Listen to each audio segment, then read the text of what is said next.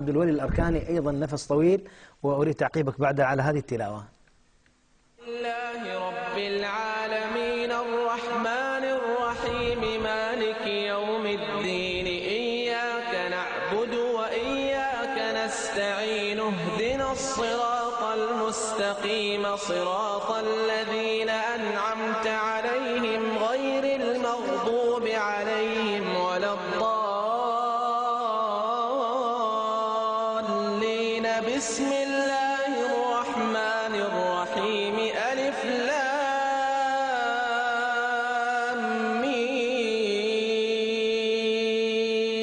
ذلك الكتاب لا ريب فيه هدى للمتقين الذين يؤمنون بالغيب ويقيمون الصلاة ومما رزقناهم ينفقون والذين يؤمنون بما أنزل إليك وما أنزل من قبلك وبالآخرة هم يوقنون أولئك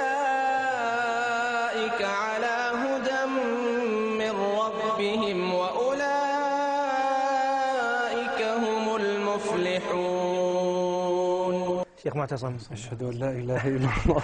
كم طول التلاوة؟ ما شاء الله تجاوز دقيقة وربع. يعني اللي عنده هكذا نفس شيخ، أنا أقول حطم الرقم القياسي هذا. حطم الرقم القياسي غريب، خاصة في الترتيل صراحة.